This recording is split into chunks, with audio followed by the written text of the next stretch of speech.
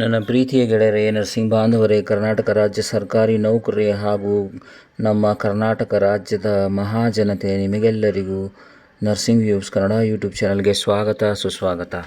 ಗೆಳೆಯರೇ, ಇವತ್ತಿನ ವಿಚಾರ ಏನು ಅಂತಂದರೆ, ಕರ್ನಾಟಕ ಆರೋಗ್ಯ ಸಂಜೀವಿನಿ ಯೋಜನೆ KASSU ಫಲಾನುಭವಿಗಳು HRMS ವ್ಯಾಪ್ತಿಯಲ್ಲಿರುವ ಬೇರೆ ಇಲಾಖೆಗಳಲ್ಲಿ, ಸಾರ್ವಜನಿಕ ಸಂಸ್ಥೆಗಳಲ್ಲಿ ನಿಯೋಜನೆ, ಅನ್ಯ ಸೇವೆಯಲ್ಲಿರುವ ರಾಜ್ಯ ಸರ್ಕಾರಿ ನೌಕರರು ಹಾಗೂ ಅವರ ಕುಟುಂಬದ ಅವಲಂಬಿತ ಸದಸ್ಯರ ವಿವರಗಳನ್ನು KASSನಲ್ಲಿ ನೋಂದಣಿ ಮಾಡುವ ಬಗ್ಗೆ. ಸೊ ಯಾರು ಇದು ಒಂದು KAS ಅಂತಂದರೆ ಕರ್ನಾಟಕ ಆರೋಗ್ಯ ಸಂಜೀವಿನಿ ಸ್ಕೀಮ್ ಏನಿದೆ ಸ್ನೇಹಿತರೆ, ಅದರಲ್ಲಿ ಈ ಒಂದು HRMS ವ್ಯಾಪ್ತಿಯಲ್ಲಿ ಬರುವ ಬೇರೆ ಇಲಾಖೆಗಳಲ್ಲಿ ಕಾರ್ಯನಿರತರಾದಂತಹ ಈ ನಮ್ಮ ಎಂಪ್ಲಾಯೀಸ್ಗಳಿಗೆ ಹಾಗೂ ಅವರ ಕುಟುಂಬ ಸದಸ್ಯರಿಗೆ ನೋಂದಣಿ ಮಾಡುವ ಕುರಿತು ಒಂದು ಸರ್ಕಾರದ ಸುತ್ತೋಲೆಯಿದೆ ಸ್ನೇಹಿತರೆ. ದಿನಾಂಕ 18/12/2025 ಇದು ಸುತ್ತೋಲೆಯನ್ನು ಜಾರಿ ಮಾಡಲಾಗಿದೆ. ಬನ್ನಿ ಇದರ ಸವಿವರವನ್ನು ನೋಡೋಣ. ಕರ್ನಾಟಕ ಆರೋಗ್ಯ ಸಂಜೀವಿನಿ ಯೋಜನೆ KASS ಅಂದರೆ ಕರ್ನಾಟಕ ಆರೋಗ್ಯ ಸಂಜೀವಿನಿ ಸ್ಕೀಮ್ ಫಲಾನುಭವಿಗಳು HRMS ವ್ಯಾಪ್ತಿಯಲ್ಲಿರದ ಬೇರೆ ಇಲಾಖೆಗಳಲ್ಲಿ, ಸಾರ್ವಜನಿಕ ಸಂಸ್ಥೆಗಳಲ್ಲಿ ನಿಯೋಜನೆ, ಅನ್ಯ ಸೇವೆಯಲ್ಲಿರುವ ರಾಜ್ಯ ಸರ್ಕಾರಿ ನೌಕರರು ಹಾಗೂ ಅವರ ಕುಟುಂಬದ ಅವಲಂಬಿತ ಸದಸ್ಯರ ವಿವರಗಳನ್ನು KASSನಲ್ಲಿ ನೋಂದಣಿ ಮಾಡಲು ಸಂಬಂಧಿಸಿದ DDOರವರುಗಳು, ಅಂದರೆ ಸರ್ಕಾರಿ ನೌಕರ ನಿಯೋಜನೆ ಮುಂಚಿತ ಇದ್ದ DDOರವರ ಕಚೇರಿಯಲ್ಲಿ ಅವರ ಮುಖಾಂತರವೇ ಮಾಡಬೇಕು.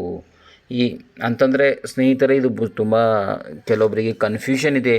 ಏನು ಹೇಳ್ತಾ ಇದೆ ಅಂತಂದರೆ, ಯಾರು ಹೋಮ್ ಡಿಪಾರ್ಟ್ಮೆಂಟಲ್ಲಿ ಕೆಲಸ ಮಾಡ್ತಾ ಇದ್ದಾರೆ ಅಥವಾ ಕರ್ನಾಟಕ ಸರ್ಕಾರಿ ಇಲಾಖೆಗಳಲ್ಲಿ ಕೆಲಸ ಮಾಡ್ತಾ ಇದ್ದಾರೆ, ಕಾರಣಾಂತರಗಳಿಂದ ಡೆಪ್ಯುಟೇಷನ್ ಮೇರೆಗೆ, ನಿಯೋಜನೆ ಮೇರೆಗೆ ಬೇರೆ ಬೇರೆ ಡಿಪಾರ್ಟ್ಮೆಂಟ್ಗಳಲ್ಲಿ ಹೋಗಿದ್ದಾರೆ ಅಂತಂದರೆ, just like KEB, Karnataka electric board, KPTCL ಅಥವಾ ಮತ್ತೊಂದು ಇಲಾಖೆಯಲ್ಲಿ ಕಾರ್ಯನಿರತರಾಗಿದ್ದಾರೆ. ಅಂಥವ್ರುಗಳಿಗೆ ಈ ಒಂದು KASS ಅಂತಂದರೆ ಕರ್ನಾಟಕ ಆರೋಗ್ಯ ಸಂಜೀವಿನಿ ಸ್ಕೀಮ್ ಲಾಗೂ ಆಗುತ್ತಾ ಇಲ್ಲ ಎನ್ನುವುದು ಒಂದು ಪ್ರಶ್ನೆ ಕಾಡುತ್ತಿತ್ತು ಸ್ನೇಹಿತರೆ.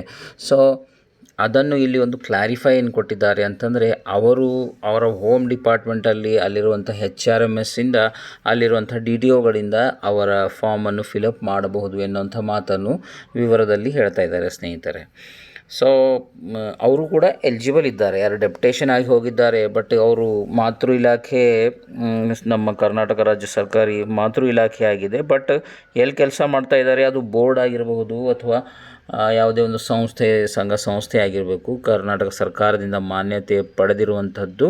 ಅಂಥ ಒಂದು ಪಾಯಿಂಟ್ ಆಫ್ ಟೈಮಲ್ಲಿ ಇವರುಗಳು KASSಲ್ಲಿ ಅವರ ಫ್ಯಾಮಿಲಿ ಮೆಂಬರ್ಸ್ ಆಗಲಿ ರಿಜಿಸ್ಟ್ರೇಷನ್ ಮಾಡಿಕೊಳ್ಳಬಹುದು. ಅದರಲ್ಲಿ DDOರವರ ಕಚೇರಿಯಲ್ಲಿ ಅವರ ಮುಖಾಂತರವೇ ಈ ಒಂದು ರಿಜಿಸ್ಟ್ರೇಷನ್ ಮಾಡಬೇಕು ಎನ್ನುವಂಥ ಮಾತನ್ನು ಈ ಒಂದು ಸುತ್ತೋಲೆಯಲ್ಲಿ ಹೇಳ್ತಾ ಇದ್ದಾರೆ. ಈ ಕ್ರಿಯೆ ಮಾಡುವ ಮುನ್ನ ನಿಯೋಜನೆಯಲ್ಲಿರುವ ಸರ್ಕಾರಿ ನೌಕರರ ಕೊನೆಯ ವೇತನವನ್ನು HRMSನಲ್ಲಿ ಹಿಂದಿನ ಕಚೇರಿಯಲ್ಲಿ ಸೆಳೆದಿರುವುದನ್ನು ಖಚಿತಪಡಿಸಿಕೊಂಡು ಈ DDOರವರುಗಳೇ KASS ಫಲಾನುಭವಿಗಳು ಸಂಬಂಧಿಸಿದ ನಿಯೋಜನೆ ಮೇಲೆ ತೆರಳಿರುವ ನೌಕರರು ಹಾಗೂ ಅವರ ಕುಟುಂಬದ ಅವಲಂಬಿತ ಸದಸ್ಯರ ವಿವರಗಳನ್ನು KASSನಲ್ಲಿ ನೋಂದಾಯಿಸಲು ಸೂಚಿಸಿದೆ. ಅಂತಂದರೆ ಲಾಸ್ಟ್ ಒಂದು ವೇತನ ಇಲ್ಲಿ ಪಡ್ಕೊಂಡು ಡಿಪಾರ್ಟ್ಮೆಂಟ್ ಚೇಂಜ್ ಆಯಿತು, ಇಲ್ಲಿಂದ ಮತ್ತೊಂದು ಡಿಪಾರ್ಟ್ಮೆಂಟ್ಗೆ ಹೋಗಿದ್ದಾರೆ, ಅಲ್ಲಿ KASS ಲಾಗೂ ಆಗಿಲ್ಲ.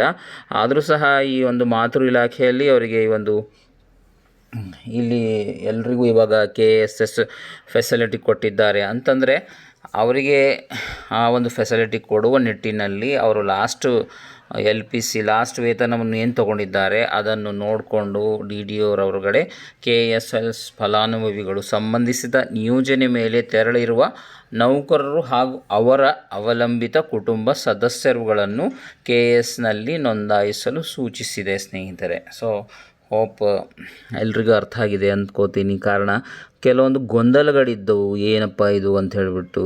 ಅಂತಂದರೆ KAS ಲಾಗೂ ಆಗಿದೆನಾ ಇಲ್ಲ ಅಂತಂದು ಹೇಳಿ ಎಲ್ಲ ಸರ್ಕಾರಿ ನೌಕರರುಗಳಿಗೆ ಲಾಗೂ ಆಗಿದೆ. ಆದರೆ ಕೆಲವೊಬ್ಬರಿಗೆ ಸಂಘ ಸಂಸ್ಥೆ ಅಂಥವು ಒಂದು ಇಲಾಖೆಗಳಿದ್ದಾವೆ, ಅಂಥ ಒಂದು ಇಲಾಖೆಗಳಿಗೆ ಇದು ಲಾಗೂ ಆಗಿಲ್ಲ ಸ್ನೇಹಿತರೆ. ಸೊ ಇನ್ನು ಫ್ಯೂಚರಲ್ಲಿ ಅದು ಕೂಡ ಅವರಿಗೂ ಕೂಡ ಲಾಗು ಆಗಬಹುದು. ಬಟ್ ಯಾರು ಡಿಪಾರ್ಟ್ಮೆಂಟ್ ಬಿಟ್ಟು ಮಾತೃ ಇಲಾಖೆ ಬಿಟ್ಟು ಆ ಸಂಘ ಸಂಸ್ಥೆ ಸರ್ಕಾರದ ಮಾನ್ಯತೆ ಪಡೆದಿರುವಂಥದ್ದುಗಳಲ್ಲಿ ಕಾರ್ಯನಿರತರಾಗಿದ್ದಾರೆ ಅಂಥವ್ರುಗಳಿಗೆ ಕೂಡ KS ಕೊಡಬೇಕೆನ್ನುವಂಥ ಮಾತನ್ನು ಈ ಪತ್ರದ ಮುಖಾಂತರ ಹೇಳ್ತಾ ಇದ್ದಾರೆ ಸ್ನೇಹಿತರೆ. ಯೋಜನಾ ವ್ಯವಸ್ಥಾಪಕರು HRMS 2.0 ಆರ್ಥಿಕ ಇಲಾಖೆ ಪ್ರತಿಯನ್ನು ಎಲ್ಲ ಇಲಾಖಾ ಮುಖ್ಯಸ್ಥರುಗಳಿಗೆ ಕಚೇರಿ ಪ್ರತಿ. ಸೊ ಇಷ್ಟೆಲ್ಲ ಸಿಂಪಲ್ ಆದಂಥ ವಿವರ ನಿಮ್ಮೊಂದಿಗೆ ನಾನು ಹಂಚ್ತಾ ಇದ್ದೀನಿ ಸ್ನೇಹಿತರೆ. ಮಾನವ ಸಂಪನ್ಮೂಲ ನಿರ್ವಹಣೆ ವ್ಯವಸ್ಥೆ 2.0 ನಿರ್ದೇಶನಾಲಯ ಆರ್ಥಿಕ ಇಲಾಖೆ KPCL ಹಸಿರು ಕಟ್ಟಡ 5ನೇ ಮಹಡಿ ಪ್ಯಾಲೇಸ್ ರಸ್ತೆ ಬೆಂಗಳೂರು 560001. ದೂರವಾಣಿ ಸಂಖ್ಯೆ 08022372301. ಇಮೇಲ್ ವಿಳಾಸ ಎಲ್ಲವೂ ಪ್ರತಿಯೊಂದು HRMSನದ್ದು ಕೊಟ್ಟಿದ್ದಾರೆ ಸ್ನೇಹಿತರೆ. So thank you for watching Nursing Views Kannada YouTube channel. ಏನಾದರೂ ನಿಮಗೆ ಇನ್ನೂ ಬೇರೆ ಬೇರೆ ಪ್ರಶ್ನೆಗಳಿದ್ದರೆ ದಯವಿಟ್ಟು ಕಾಮೆಂಟ್ ಬಾಕ್ಸಲ್ಲಿ ಪ್ರಶ್ನೆಗಳನ್ನು ಮಾಡಿ, ನನಗೆ ಸಮಯ ಸಿಕ್ಕಾಗ ಅದನ್ನು ಉತ್ತರ ಮಾಡಲಿಕ್ಕೆ ನಾನು ಪ್ರಯತ್ನ ಮಾಡ್ತೀನಿ ಸ್ನೇಹಿತರೆ. ಸುಮಾರು ಜನ ಕೇಳ್ತಾ ಇರ್ತಾರೆ, ಸರ್ ಯಾವಾಗ ಗೌರ್ಮೆಂಟ್ ಜಾಬ್ ಬರುತ್ತೆ ಅಂತಂದರೆ, ಇತ್ತೀಚೆಗೆ ನಾವು ನೋಡಿದ್ದೀವಿ ಸರ್ಕಾರದ ಒಂದು ಸೆಷನ್ ನಡೆಯಿತು ಬೆಳಗಾವಿ ಸುವರ್ಣಸೌಧದಲ್ಲಿ. ಆ ಒಂದು ಸುವರ್ಣಸೌಧದಲ್ಲಿ ಡಿಸ್ಕಷನ್ ಆಗಿ ಬಂದದ್ದು ಏನು ಅಂತಂದರೆ, ಸುಮಾರು 2 ಲಕ್ಷ ಪ್ಲಸ್ ಜಾಬ್ಗಳಿದ್ದಾವೆ ಎಲ್ಲ ಇಲಾಖೆಗಳ ಒಂದು ವಿವರವನ್ನು ನಾವು ಲಾಸ್ಟ್ ವಿಡಿಯೋದಲ್ಲಿ ಮಾಡಿದ್ದೀವಿ ಸ್ನೇಹಿತರೆ, ನಿಮಗೆಲ್ಲರಿಗೂ ತಿಳಿದಿರಬಹುದು. ಸೊ ಆ ಒಂದು ವಿವರದಲ್ಲಿ ನೋಡಿದಾಗ ಸುಮಾರು 2.5 ಲಕ್ಷ ಅಥವಾ 2 ಲಕ್ಷ ಈ ಒಂದು ವೇಕೆನ್ಸೀಸ್ ಖಾಲಿ ಇದ್ದಾವೆ ಸ್ನೇಹಿತರೆ. ಅದರಲ್ಲಿ ಆರೋಗ್ಯ ಆರ್ಥಿಕ ಇಲಾಖೆದವರು ಕೂಡ ಕೆಲ ಹುದ್ದೆಗಳನ್ನು ಮಂಜೂರಾತಿ ಕೂಡ ಕೊಟ್ಟಿದ್ದಾರೆ. ಅದರ ಮೇಲೆ ಆಯಾ ಇಲಾಖೆಗಳ DRC ಡೈರೆಕ್ಟ್ ರಿಕ್ರೂಟ್ಮೆಂಟ್ ಸೆಲ್ನವರು ಅಥವಾ KPSC Karnataka public service commission ಅಥವಾ KEA ಕರ್ನಾಟಕ ಎಕ್ಸಾಮಿನೇಷನ್ ಅಥಾರಿಟಿ ಇದರ ಬಗ್ಗೆ ಒಂದೊಂದಾಗಿ ಪ್ರಯತ್ನ ಮಾಡ್ತಾ ಇದ್ದಾರೆ. ಎಷ್ಟು ಬೇಗ ಆಯಿತು ಅಷ್ಟು ಬೇಗ ಆ ಒಂದು ಹುದ್ದೆಗಳನ್ನು ನಿಮ್ಮೊಂದಿಗೆ ಇದು ಮಾಡಬೇಕು ಅನ್ನುವಂಥದ್ದು, ಭರ್ತಿ ಮಾಡಬೇಕೆನ್ನುವಂಥ ಕಾರ್ಯಗಳು ಪ್ರಾಸೆಸ್ಸಲ್ಲಿದೆ ಸ್ನೇಹಿತರೆ. It will take time, it will delay, but ಆ ಒಂದು ಮಂಜೂರಾತಿ ಆಗಿರುವಂಥ ಹುದ್ದೆಗಳ ಬಂದೇ ಬರುತ್ತೆ ಸ್ನೇಹಿತರೆ. So we will wait for that. Thank you for watching Nursing Views Kannada YouTube channel.